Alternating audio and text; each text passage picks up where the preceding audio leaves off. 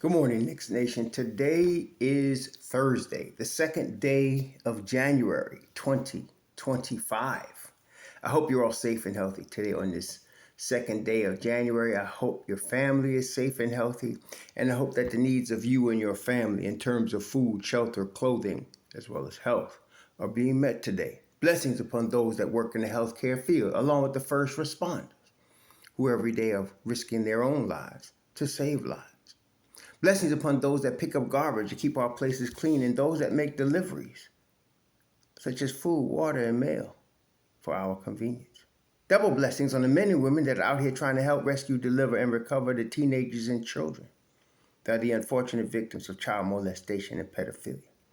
Those helping people who are the victims of prostitution and child prostitution, pornography, child pornography, human trafficking, and sex slavery.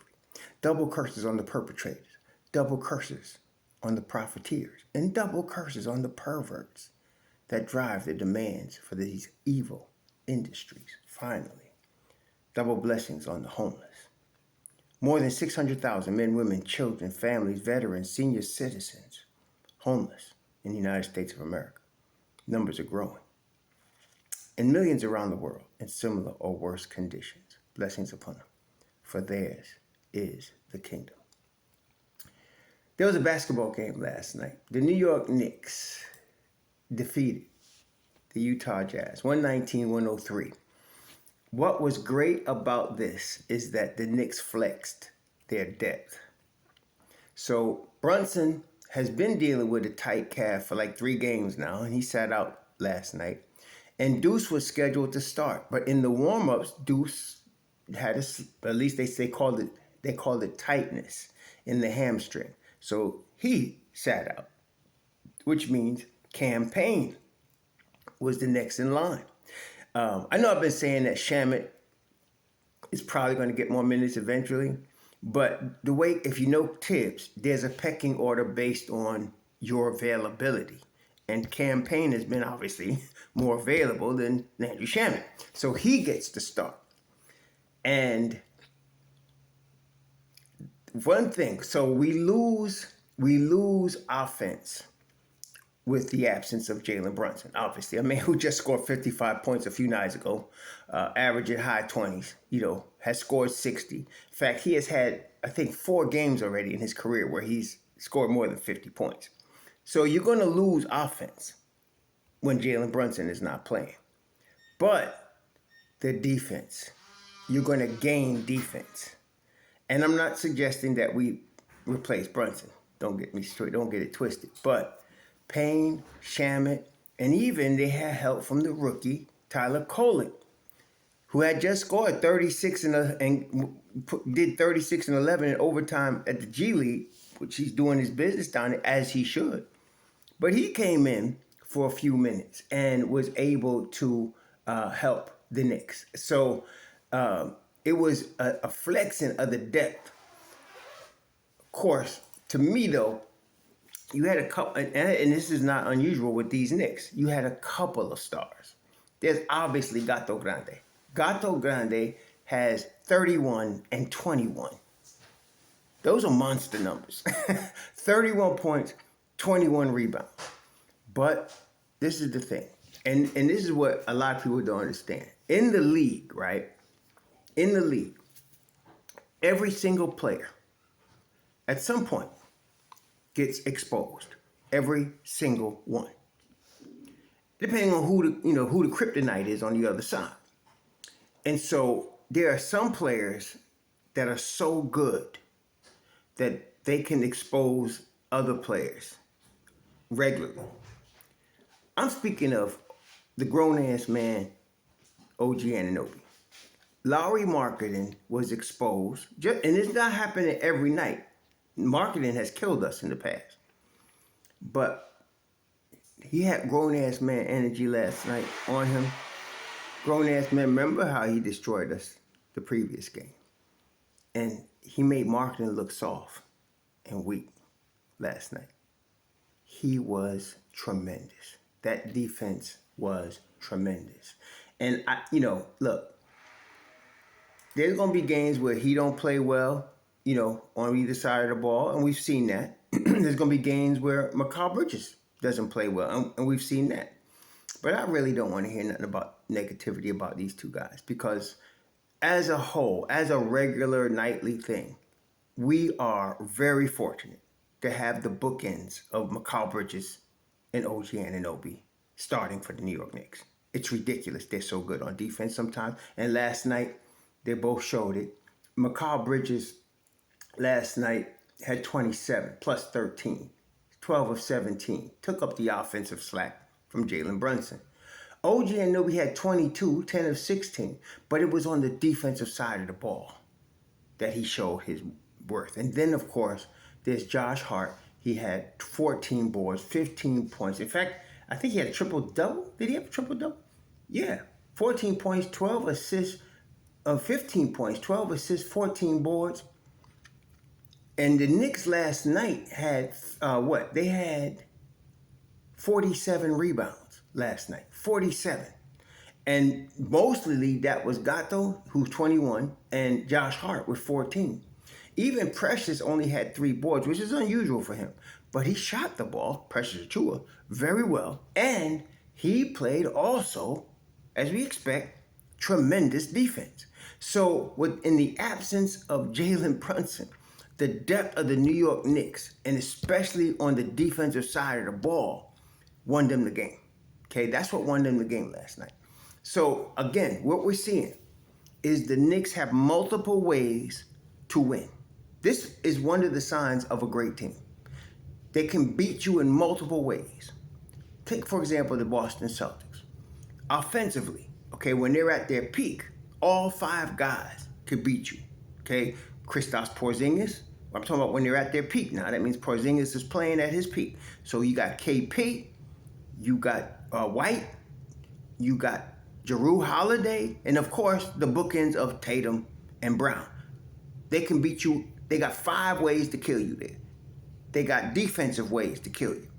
Then of course they got Payton Pritchard coming off the bench. They got bench pieces to kill you. I can say the same thing now about the New York Knicks.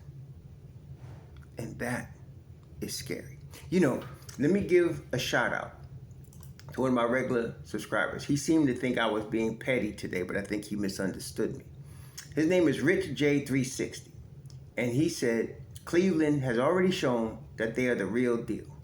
And then I said, and I put in quotes, we shall see how much real deal they are. And he seemed to take offense to that. And I said that because let's compare Cleveland to the Knicks. Tom Thibodeau starts from ground up with this team 5 years ago. He has he has Julius Randle, who, as we know, Juju is our boy, but is our problem child. So he had issues. And of course, we know the spinning into double team issues he had when Thibs came. But he had Julius Randle as his star, Reggie Bullock, Elfrid Payton, by no means anybody's star, a very young R.J. Barrett, and a very injury-prone Mitchell Robinson with a journeyman backup in Nerlens Noel. And they became 4th in the East. Okay, that was the rebuild. He had Obi, and he has IQ coming off his bench. That's the rebuild. Then they developed the next year. Okay, Don messed up, and he brings in Kemba Walker and Frenchie. Slows us down defensively a lot. We also had brought in that year, the second year, two rookies, Deuce McBride and Quentin Grimes. That next year, they go 37-45. One of only 2 losing seasons Tom Thibodeau's ever had. So they make corrections. The 3rd season under Thibodeau, we lose Frenchie. Well, Frenchie's out the lineup. We get rid of Kemba Walker. You have now Grimy starting. And then, of course, now you have Jalen Brunson coming. Okay? And IQ is there. They go 47 wins. So now you're seeing a trajectory. It's an upward trajectory. It's a development of the team, right? Then last year, major trade. You get OG Anunoby and Precious Achiuwa. You trade really good assets in RJ Barrett and IQ. Okay, good trade.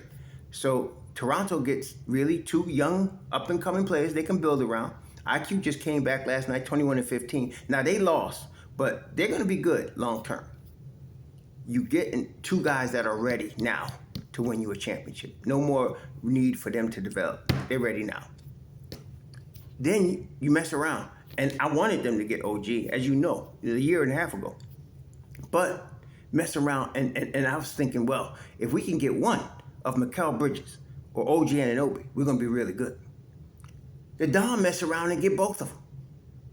So you got both of them. Then he mess around and get Gato Grande out of Minnesota because Minnesota don't want to pay that tax. And he took advantage of that. It was like he was shopping and he found something on sale and he jumped on it. And he'd been waiting for that. The Don is something else. So now you got this team that's new to each other in terms of OG, Mikal, and Gato Grande with Jalen Brunson, with Josh Hart, with Deuce McBride, with Precious Achua. Then you pick up Cameron Payne and Landry Shamet cheap. And you got a squad now. Okay. Now, Cleveland was building after the loss of LeBron James. LeBron James goes to LA, they're starting all over again. So they build up, they get Evan Mobley, they get Jared Allen, okay? They get Darius Garland. They got some pieces. They had Lauri Markkanen. They had Colin Sexton. But then they went and made a major trade and they get Donovan Mitchell. This was 2-3 years ago. So they get Donovan Mitchell. So now you got a stacked team led by Donovan Mitchell. You got Donovan Mitchell and Darius Garland, Evan Mobley, Karis LeVert. You got Isaac Okoro on the defensive end that you picked up in the first round. Then you get Jared Allen too. Well, they got to give them time. It's the first year they played together. So what happened? They get a gentleman's sweep. They lose to the New York Knicks. One Mitchell Robinson personally destroyed them. This was 3 years ago. Then last year. Now, you gave up a lot to get Donovan Mitchell now. And you got a squad now. They're expected to go further. But instead, they get gentlemanly swept by Boston in the second round. So Cleveland has been mildly disappointing, let's say. So even though they have the best record in the East, even though they've been playing their lights out, they don't show nothing. They don't want to, I don't have nothing to say about them until we get to May and June. Get to May and June and get to the Eastern Conference Finals because you got the team for it. They went and they got other ancillary pieces to fill in, just move them along. And so they got a bench. They got a starting five. They got everything you need to go to the chip. But because of their playoff history, they got to prove that they can go the distance. Whereas the Knicks are really where Cleveland was 3 years ago. This is a new team. You got some pieces that are there, but this is a new team. And the Knicks are on a more upward trajectory than Cleveland. See? Cleveland is, like I said, they balling. But given their history, they better do better than first or second round this year. See, but when you start to build your team, there comes to a point where you're at maximum capacity. Boston was just there 2 years ago, and they were losing in second round, third round, Eastern Conference Finals. They were coming, but they were losing. Then they went and got KP and Jrue Holiday. Okay, they lose a fan favorite, developed in Boston, all NBA defender in Marcus Smart, but they get Jrue Holiday. Same thing from him. And he has also championship experience when he comes to Boston because they just won it in Milwaukee. So now they got to go all the way, right? They did. Okay? They did. Okay. Cleveland's turn now. See? And I want to hear from Cleveland. I want to hear about Cleveland till they get past first and second round. And they better pray they don't meet the Knicks with a healthy Mitchell Robinson. You want to talk about kryptonite? Mitchell Robinson is kryptonite, not just to Jared Allen, but to the Cleveland Cavaliers. And we got him on our team, not to mention all the other assets we got. Again, Last night it was proven again. They had Walker Kessler, right? Up and coming young dude. He could not guard Gato Grande. He could not. It's not his fault. We happen to have now the most highly skilled offensive center in basketball. And he's so good offensively that people think he can't play defense. Now he does slack sometimes. He's not Mitchell Robinson, but he don't need to be. Not when you got grown ass man and Mikal Bridges and Josh Hart and Deuce McBride and Precious Achua. You don't have to be. But then you add Mitch Rob to that. That is why the Knicks are taking their time with Mitchell Robinson, because he is the final piece to let them steamroll this league to a championship. And Cleveland better hope he doesn't come back healthy. They better hope that, and they better hope they don't have to face him, because they will be a problem. Now, speaking of problems, the Knicks have won 9 straight. If you know the Knicks history, you follow it. I do. I'm just kind of obsessed with the Knicks. This is the 3rd year in a row they've had a 9-game winning streak. Yeah, they won 9 last year. We know that when they got OG. And the year before that, when they had RJ and Juju in the crew, they had a 9-game winning streak then too. So this is the 3rd year in a row they get 9 straight. It's very hard to win in the NBA. Like I said, these are the best teams and the best players in the world. So it's very difficult to win a game, much less to win 9 straight. I don't care what your schedule is. This is the league. So you got to deal with you got to fight through injuries. You got to deal with tired legs. You got to deal with all kind of things. And to win 9 straight, you's a bad team. I mean, in a good way. So the biggest test is coming up, though. Now, that being said, they're walking into a minefield. Oklahoma City. I think they've won 12 straight. Oklahoma City, if I'm not mistaken. They've won 12 in a row. These cats are something else. Oklahoma City, yeah. They have won 12 straight. They have the best record in basketball. We kind of expected that, and I don't think it's any coincidence that their streak started when one Isaiah Hartenstein joined the starting lineup, just like with us. So they got it going on right now. They got it going on. SGA and Dort and the whole crew, man. They're some bad boys. And the Knicks got to go on the road and deal with them tomorrow night. And this is the thing I was saying yesterday. I didn't want to talk about that yet because I wanted to get by Utah first. So now that they did,